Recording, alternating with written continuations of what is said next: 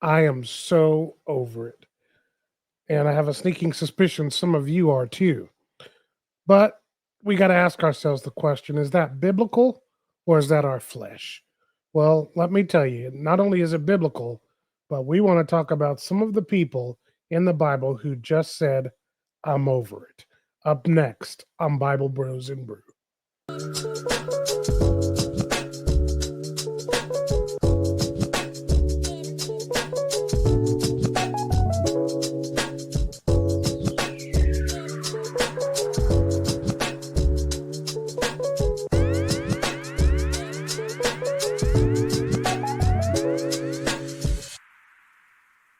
To this episode of Bible Bros and Brew. If I'm going to be conversational, I have to take a sip of my brew. One moment, please. Yes. Kick off the convo the right way. Now I can talk a little better. And we're so glad that you joined us for this episode, the first episode of 2026. And man, we are so glad that you're here with us. But I'm not here alone. I'm riding strong with two good dudes. You know, I have to say it, even though one of them is a little questionable from time to time. But I've got with me Philip all the way to the left. Maybe you're right. And in the middle, we've got intern John. We like intern John. He's not really an intern, but it just seems appropriate to call him. We're all Feels like glad that it. you guys have joined us. It should feel like it. We got to do a better job of treating you more like an intern, though. That's the problem. That's where we're like. So, That's right. Oh my goodness. again, we're glad that you guys. We're glad you joined us for this new year. This is going to be a year filled with some good things and some good thoughts and some good digging into the word. And so we ask and invite you to take a moment and click that subscribe button. It's going to help you to stay connected with us all year long as we dig into each and every new thing in the effort to grow in our walk with the Lord and become true disciples of God by not just knowing a little bit about the word, enough to be dangerous, but knowing the word, loving God, and following him out in obedience to the full end so that we can say that we are indeed disciples of God. Well, one of the things that helps our discipleship is a good cup of coffee. That's right. That is not that's in the book of David, chapter 8, verse 12. You won't find that book because technically it has not been written. But join me in finding out what's in the cup.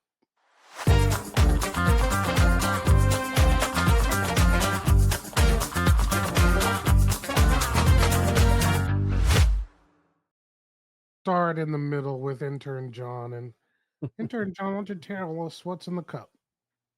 I can certainly tell you what was in the cup because Once again, you're drinking too fast.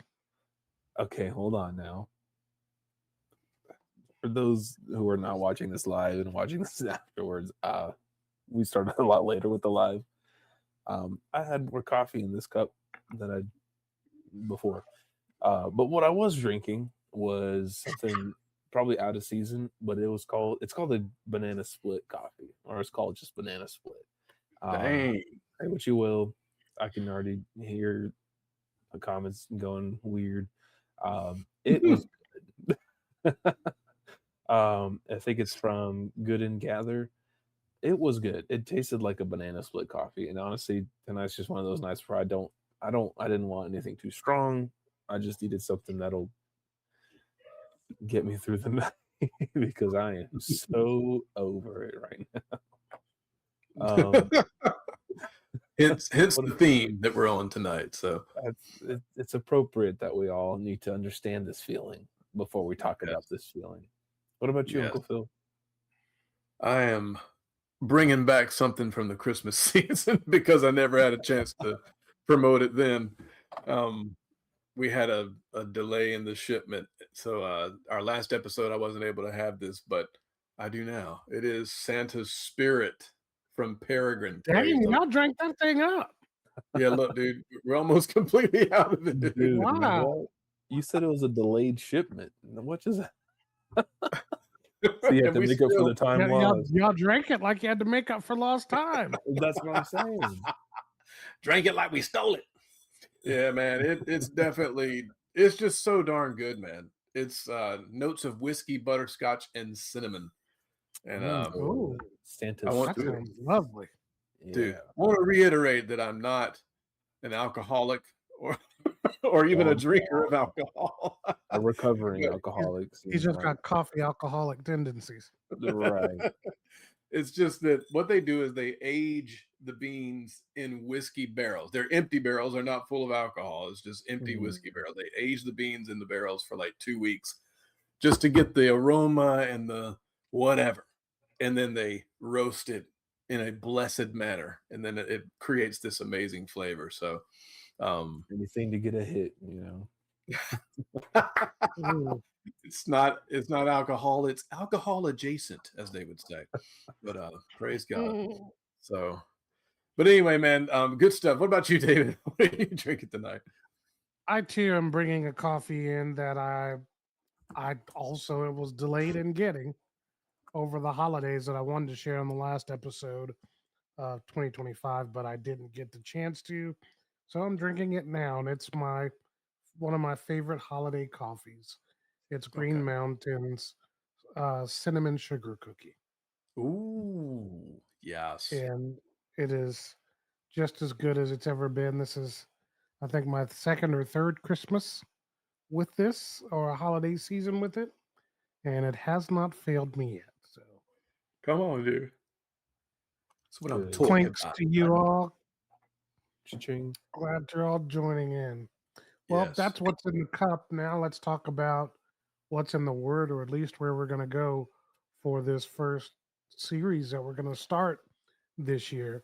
And again, like I said before, I really am excited about some of the things that we've already kind of pre planned that we're going to share and talk about over this upcoming year.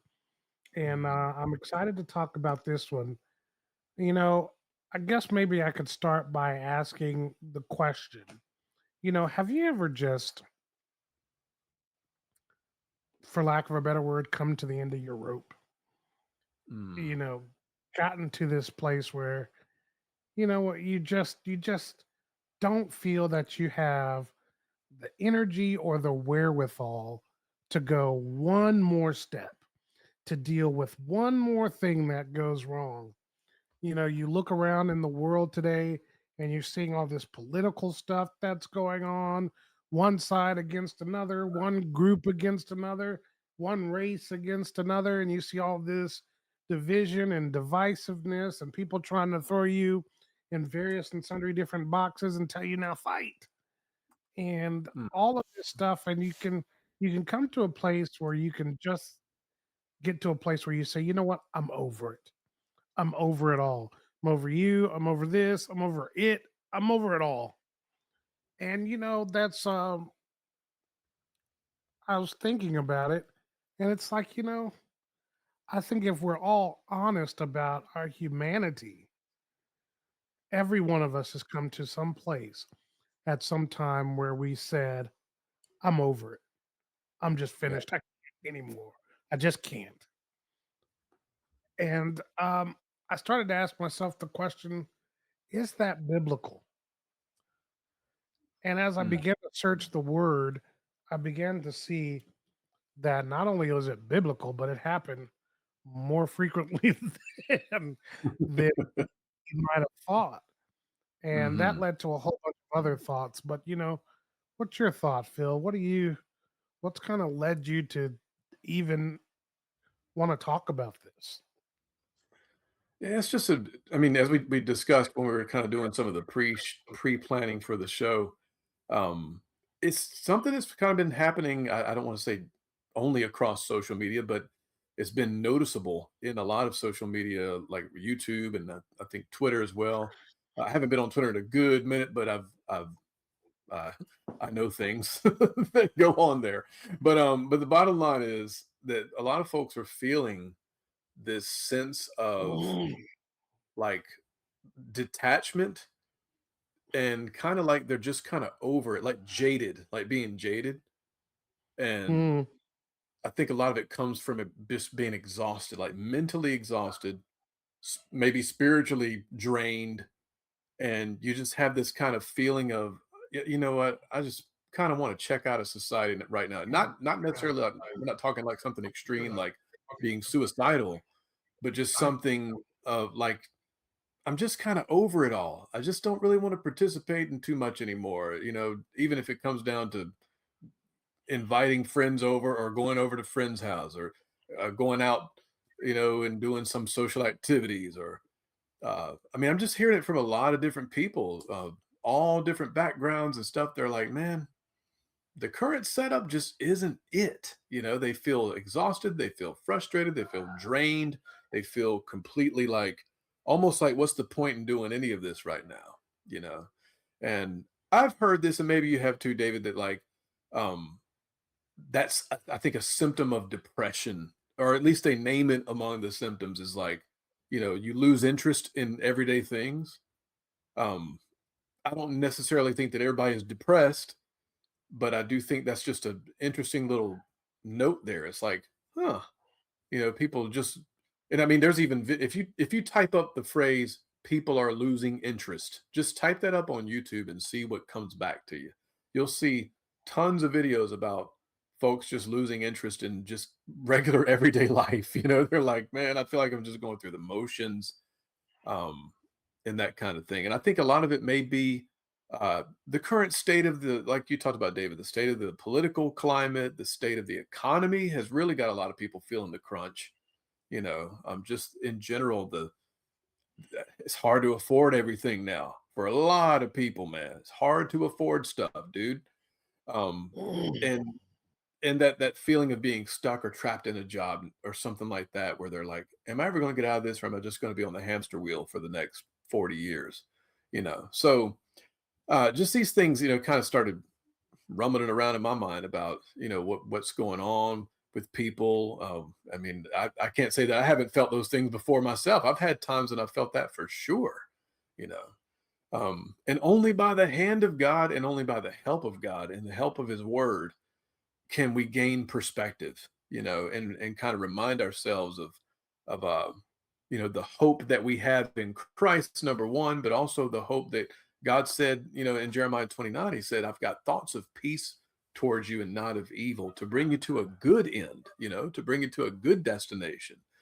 And if you lose hope, and maybe that's, David, I'm just kind of riffing here, but maybe that's, if we could sum it up in a word, maybe that's kind of what it is, like a hopelessness that people are feeling. mhm. Why don't you And I share remember that hearing hope this, with us first? yeah. Um, and I think a lot of people, well, I'll tell you the way I heard it. A minister say it one time. He said, hope is the ability to foresee change in the future. The hope is the ability to foresee change in the future. So if you don't feel like anything's ever going to change, then that is pretty much a loss of hope. You're entering into hopelessness at that point. And if John, if you don't mind, I wanted to pull up that verse in Proverbs 13, and it kind of talks about this. And I think maybe this is what people are feeling, dude. Um, in Proverbs 13, in verse 12, I'll wait for it to pop up on the board here. Yeah, Proverbs 13, verse 12. Let's see.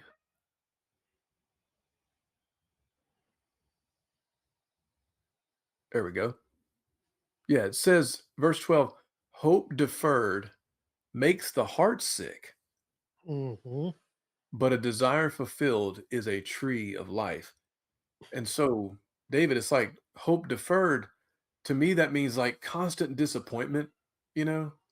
Um, and this thing about the heart being sick, to me, that's that sense of like the malaise that's on society. It's like we know something's wrong. Maybe we can't put our finger on it completely, but we know something doesn't feel right. You know, what are your thoughts about that? No, there's so many in this there's so many things to diagnose. Yeah. And You could feel hopeless trying to figure out where to start. But It's true. it's it's let me start by saying that if you're feeling hopeless, we get it. Yeah.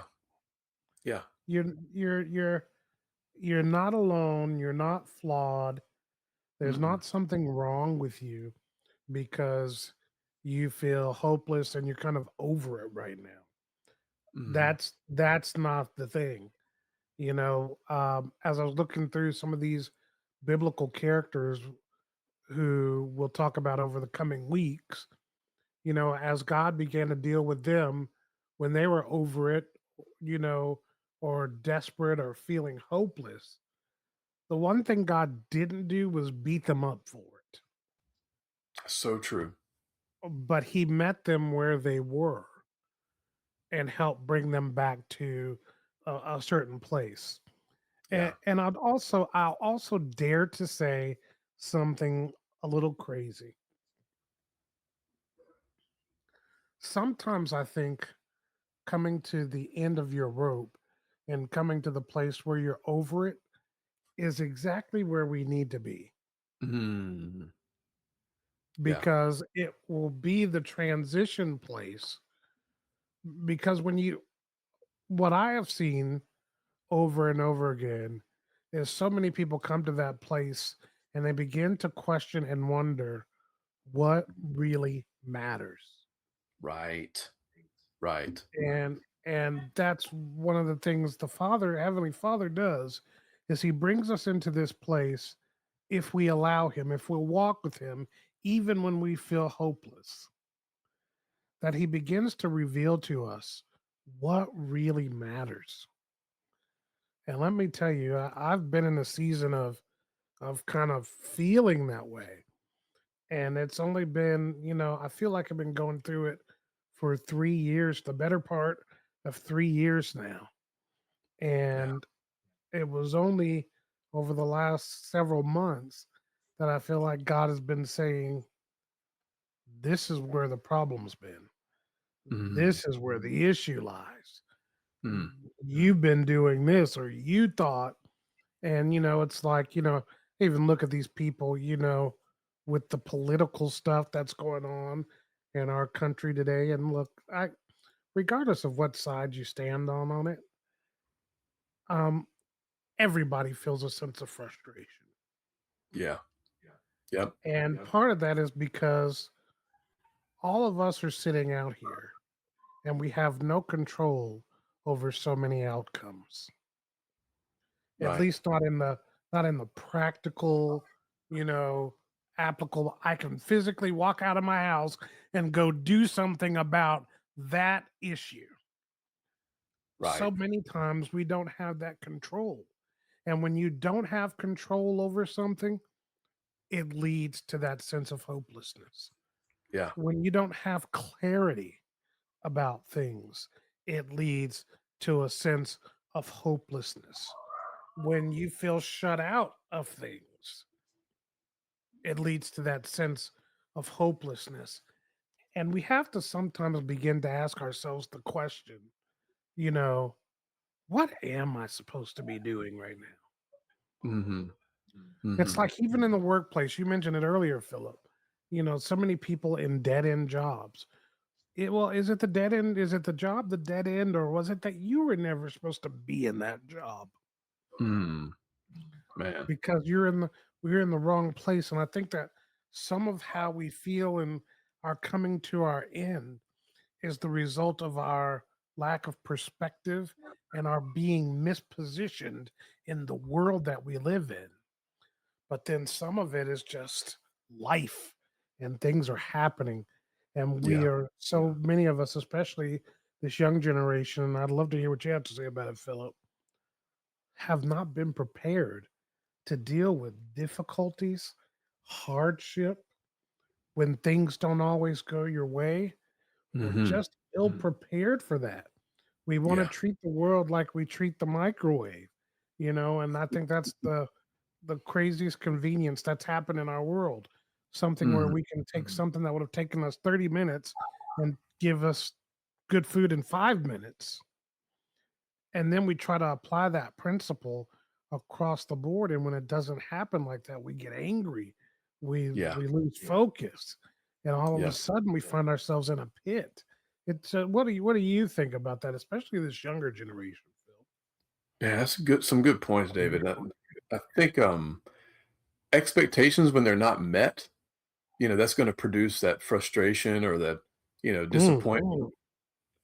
But here's the thing, and this is always the trick to it, it's like, "But why did you expect that in the first place?" Oh You my know? God. That's it's one of those things that, like,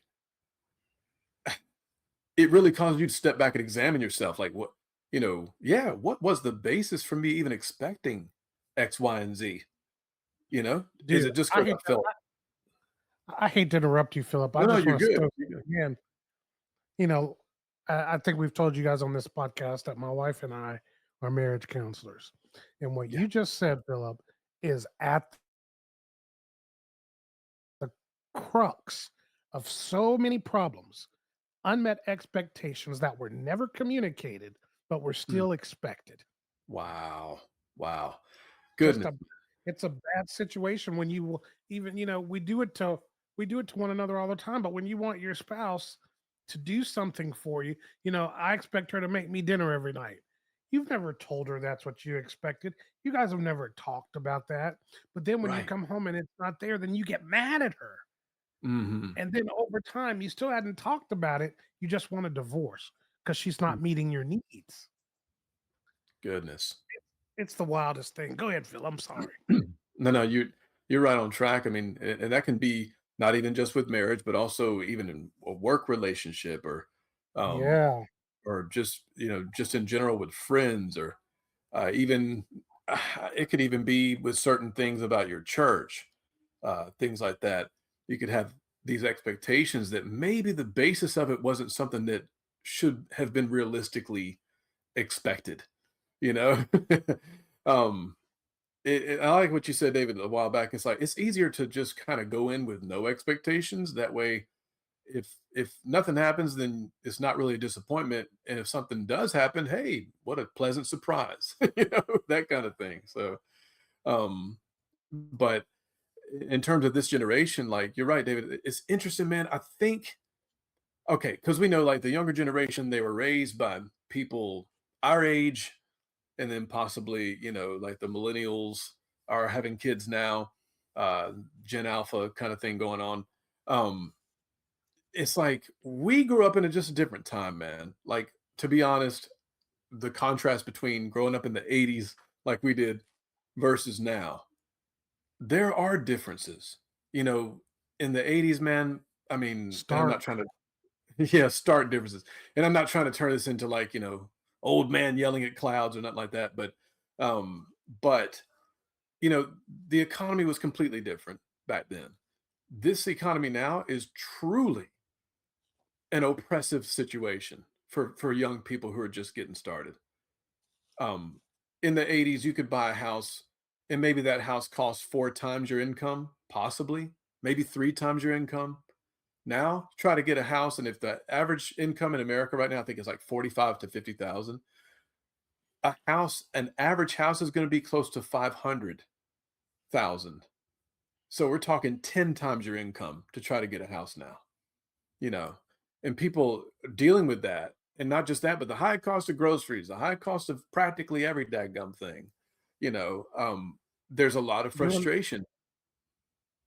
You know what, Go ahead. Philip? I'm Can I sorry. throw another thing in there? I know I've interrupted you twice now. I'm No, sorry. you're good, man.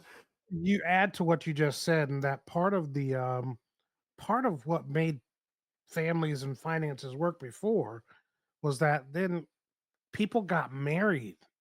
First of all, they Yeah. got married. Yeah. And then secondly, they got married younger. And statistically, we've seen it over and over again. One of the greatest opportunities for wealth building is to get married. Yes. Yes. And we live in a world, a day and age now where that is the last thing. I mean, they're so almost polar opposite. They have Yeah. no intention on getting married. They don't Yeah. want to. They'd rather sleep around for their Mhm. sexual satisfaction and never be married and then never wonder why they get ahead, especially men.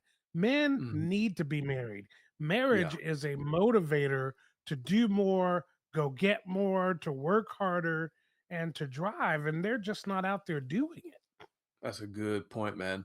And then there's Sorry, all and no, no, you're good. And then there's oh man, don't even get me started on the dating expectations that you find out there. mm, Like, it's fascinating study. And I've seen so many things on YouTube and different things where, the women have a certain criteria. What's that thing? There's like the meme that went around. I'm looking for a man in finance who's 6'5", blue eyes. It was like a little song that right, came out.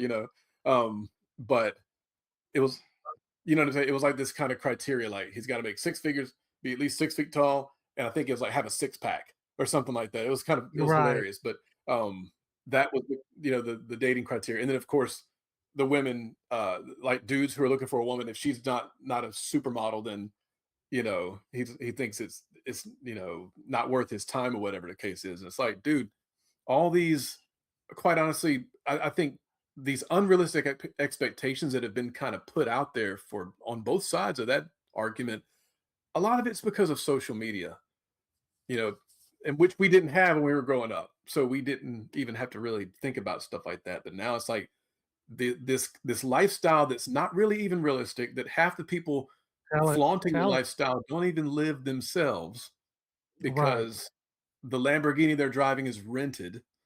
The 10,000 square foot home they're in is an Airbnb. They just didn't tell you that. All this kind of stuff Or like that. or or or or one of these wild things. Have you seen these YouTube houses and these Yes. social media houses that these people schedule time to go into, and they film stuff like they live there? Yes. It's a whole like a micro economy going on. Like, they can rent a house in Beverly Hills, or Hollywood Hills or whatever, to look like they're wealthy. And then they may even do a thing where they share it with five other YouTube creators, and they all take turns doing influencer videos or whatever it is. And it's like all of this, it's a layer of pretense in society that we simply didn't have to deal with when we were coming up. It just wasn't there. And so that's adding, I believe, to the disillusionment people are experiencing, because if they don't have the big following on Instagram or whatever it is, they can feel like something's wrong with them if their life doesn't look like the stuff they're seeing on TikTok and Instagram with all these lifestyle influencers, you know. Dude, that's such a good So, word, disillusionment. yeah, That is really such a good word. man.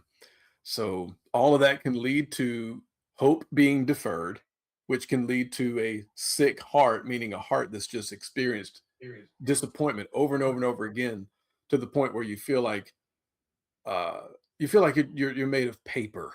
You know what I mean? You don't feel like you have Mm, any solidity to you, after a while. So, um, yeah. E- not a good Even thing. even to, even to be just you ooh, I you just tapped into something there, Philip. Imagine feeling over it and Yeah. disillusioned and hopeless because you can't get to somewhere where you believe people are, that even they really aren't. I, Oh my I know this is goodness. I know this is gonna be so nasty, so y'all forgive me for what I'm about to say, but it's just an example. You've got all of these people out here trying to tell you stuff like OnlyFans Mm, is is going to turn people into millionaires. goodness.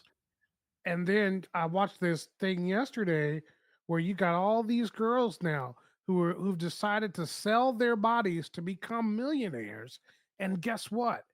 It's not happening for them. No, no, no, not a It, bit. There mm-mm. was a there was a study that came out about that, and I think it was like, I don't wanna quote it literally because I don't know, but it's like less than 1% make an income above $100 a month on OnlyFans. Here, It's like, you put your whole nasty self out there. what you Here's your $100 for it. I mean, you're putting parts of your body out there nobody needs to see, and No. you're barely able to scrape up $100 on the site. Eh, I'm See, sorry. and you lose. You're willing to give up the fact that God says that you're fearfully and wonderfully made, Thank you. and you turn it Almost something heard into that. something cheap and tawdry, and you give it away. It's just like that girl, us, who decided that she wanted to have sex with 1,000 guys Oh in gosh, like a 24-hour period or something, and she did it. what is wrong with people, bro? But then she did an interview afterwards where she looked happy, but then different parts as they were asking her questions about it, she looked terribly depressed, which Mm, means you didn't get out of this what you thought you would get. You right. gave yourself over hoping to get an end that you ended up not getting, a feeling, an emotion, and part of that desperate feeling that we're feeling, that disillusionment, that sense of being over it, is partially because we keep reaching for things. Mm, We keep reaching for things that are empty in themselves. come on, man. Come on. The end of Ecclesiastes, um, I believe it's 2:26, says, talking to the sinner, it says, "This is all vanity and vexation of spirit," Yeah, yeah. and which basically means double empty almost. Goodness You gracious. know?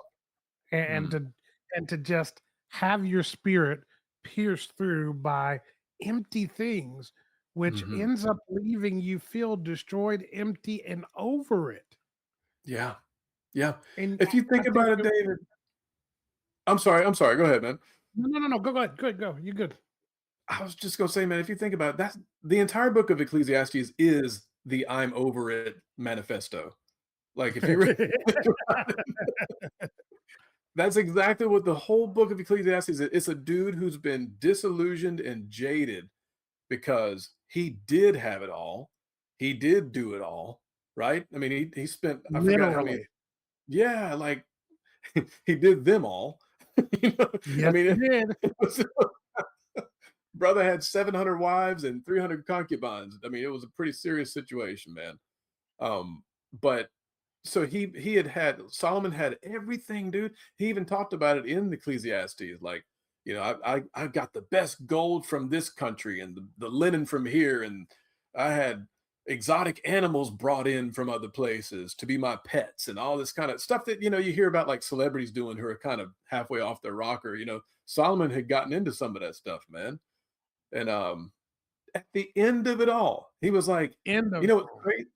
And he was like, what's crazy is you could spend your whole life working for this stuff, accumulating, finally getting it, and then you die and leave it to somebody who blows it in 2 months. You Yep. know, it was he was just saying, what's the point in any of this stuff, man? And so Mhm. he well, go ahead. I'm sorry, David. No, I think you're about to say the same thing. He ends it all with Yep, what he figured out. We yep. figured it out. At Fear the end of God, keep his yes, commandment. that's right. At the That's very end of it. the whole book, he said, let's hear the conclusion of the whole matter. Fear Yes. God and keep his commandments, for this is the whole duty of man. Praise God. There's your answer, man, to the discontentment. It's like, Yeah. get back to, like what you were saying, David, get back to what matters. Find out what matters. And there really is only one thing. It is your relationship with God. Because if you don't have that intact, everything else suffers, dude. Yes, Everything it else does. suffers. Yeah. So I You hate know, to interrupt you go ahead, guys real John. quick, go ahead, but I John. wanted to I wanted to add one point, and I wanted to see if you guys can connect these two different concepts, because what I'm hearing is life sucks, and it just sucks the life out of you and makes things suck, right? And at the very end of Ecclesiastes, a great book, by the way, 100% agree. I love that book for all the Yeah. right reasons. Um, Yeah. you fear God. So I want to connect those 2 points and ask why. everything is Mhm. meaningless, right? Everything is vain. You're chasing the wind. Why is fearing God the important part? Um, I feel like I know part of the answer, but Mhm. I want to hear you guys what you're thinking and why fearing God is the connection there between finding hope in a place where there is no hope that That's wants a to good suck the life out question. of everything. What Philip, what does fearing God do to receive that hope? Mhm. yeah, Philip, I'll let you tackle that, but I will say this: you can't take fear in God without keeping His commandments. Mm. Right. Good one. Good one. So you got to ask why the two things are Mm. beneficial, because you can fear God and never keep His commandment, and that means you don't fear God. Yeah. That's a good point. So That's a you've good got point. to fear God and keep His commandments. What are your thoughts, Phil? I will say actually the answer, or at least partly the answer, is in I think Ecclesiastes 3, when he said, God has set eternity in men's hearts. And so Hmm. what it boils down to is there's a God-shaped hole in your heart, and only God can fill that hole. So learning how to fear him, learning how to walk with him, how to keep his commandments, it satisfies that thing that nothing else can. And so that's why it's important. It's like yeah, like that movie The Matrix. It's been a long time since that movie came out, but in the movie The Matrix, Lawrence Fishburne asked Keanu Reeves a question. He said, well, not really a question. He said, you're feeling like something's wrong, but you can't put your finger on it. He said, it's like a splinter in your mind. And I love that. I think that's a brilliant line. It's like, that's what it is. Like, if you don't have God at the center of your life, you know something's off, but you don't quite know why or what it is, and you can't quite put your finger on it. But when you have cultivated a life where you practice fear in the Lord, walking in reverence towards him, that's what fear in him means. It walking in reverence towards him and learning how to keep his commandments, learning how to walk in love, like he tells us to love your neighbor as yourself, to as you want people to do to you, do to them. That's pretty much the keep the commandments part. Also staying out of the sins that he tells you to stay out of. There's plenty of that needs to be kept as well. Um, all those things, that practicing that way of living, that's being a follower of Christ, basically, then that begins to scratch that itch that you couldn't scratch otherwise. You know. So to me, I think, John, that's kind of the, like, it's the remedy in my mind. Why fear God? Because it fills that hole that only God can fill in your heart. And I think you had that scripture pulled up, right? I think I saw it there.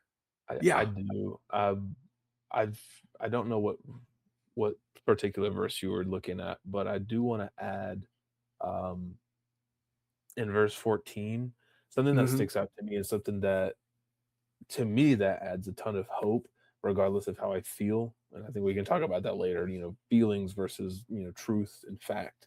Yeah. In verse 14 it says, I perceive that whatever God does endures forever. Nothing Mm. can be added to it, nor anything taken away from it.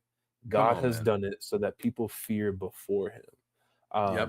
And then he goes on to say what, like there's, the point is that we are meant to worship. We are designed to chase after something, and I think that that's why we fall into idolatry and whatnot. I think by nature, we Yeah. are designed to worship, such as that hole in our hearts. Yeah. But the reason why God has to fill out that hole um, is because there's nothing else in all of existence that is never changing. It Hmm. is It the endures most forever. reliable source. It endures forever. And that, like I said, to me, that sticks out. That means like nothing else. Like, we've chased after things before, material things, likes, Hmm. views, just all sorts of different pleasures. And they always, like you mentioned before, it's always going to let us down and Yeah. leaving us just more desperate for the next thing. Yeah. But this to me, where whatever God does endures forever. That tells me that there's nothing else I need to rely on, regardless Come of on. how I feel in the moment. That's good, But man. I feel like I just wanted to put that out there. Yeah. Yeah. And But maybe actually, when John, verse 11 is the verse. So it's right above where you were. Yeah. It says, "He has made everything beautiful in its time. Also, he has put eternity into man's heart, yet so that he cannot find out what God has done from the beginning to the end." And it's Mhm. like you're saying, we're kind of hard coded to after, seek after God. Um, and before you even come to know God, I don't know if anybody else ever felt this way before they got saved or whatever, but I remember I started having a hunger just to know what truth was. You know what I mean? Like what is truth among all this stuff that's out here in the world? Because I had seen, I had read a lot of the self-help stuff, the Tony Robbins and the uh Deepak Chopra and all these people that do this kind of stuff. I'd read a bunch of stuff like that, and I felt like it was poking all around it, but I still felt like, but that ain't quite it. And it wasn't until I heard some good, solid Bible teaching that I knew this is truth, and actually what it ended up being was truth actually as a person and not just an idea, you know. Right. Truth is Jesus. That's the bottom line. So um and And so the that's benefit kind of of what it's the yeah, pursuit of truth. You'll always end up with Jesus if you're really yeah. sincerely pursuing truth.